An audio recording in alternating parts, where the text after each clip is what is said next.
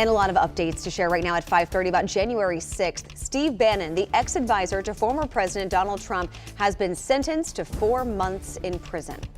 Traitor! Lock him up! Traitor! Thank you, ma'am. Traitor! That was the moment Bannon walked out of the courtroom after learning his fate. A judge sentenced him this morning for criminal contempt of Congress. He will also have to pay $6,500 in fines. This all stems from Bannon defying a subpoena from the House committee investigating the January 6th Capitol attack. Digital investigative reporter Jordan Fisher was in the courtroom as the sentence was handed down. So, Jordan, clearly a lot to get to here. First, Bannon was sentenced to 4 months in prison, but it's not likely he's going to be going behind bars anytime soon. That's right. Right now, Bannon is supposed to self-surrender on November 15th, and that's not unusual for a misdemeanor case. That's not unusual for a nonviolent felony case. What is a little unusual is that the judge has already said preemptively that he's going to grant a stay on Bannon's sentence if he files an appeal, and Bannon has already said he's going to appeal that conviction. And so what that means is that for however long that appeal process takes to resolve, that 4-month prison sentence will remain on hold, and because it's a federal appeal, it could be a lengthy process. And Steve Bannon has presented a pretty defiant face through all of this. Was anything different in court today?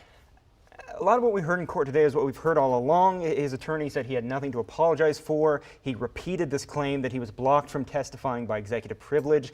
And, you know, you should add again, as we said, the former president's attorney says that he did not invoke executive privilege over Bannon. And his attorney also promised a bulletproof appeal. Now, interestingly, in court, prosecutors have said all along that Bannon has tried to make his case about politics and retribution.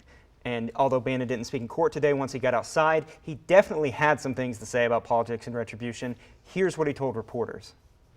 On November 8th, the American people will raise judgment, and we will groom. The Biden administration ends on the evening of the 8th of November. So, Jordan, this is one thing that we definitely have to talk about. Bannon's wasn't the only subpoena that we heard about today. So what is the latest on the January 6th committee's efforts to get information from former President Trump? Yeah, last week the committee voted 9-0 on this historic subpoena of the former president. Today, they published it. We saw it. It requires the former president to turn over documents by November 4th and to sit for a deposition on November 14th. Now, that first date is sure to raise eyebrows among Trump supporters because it's 4 days before the midterm election. But what the documents the committee is seeking are also noteworthy. They've asked for records about a host of people and organizations, including the Oath Keepers and Proud Boys, and also this: any documents relating to efforts to contact witnesses. Now, the subpoena specifically asks for any records about conversations about paying legal fees or finding jobs for people who might have testified before the committee.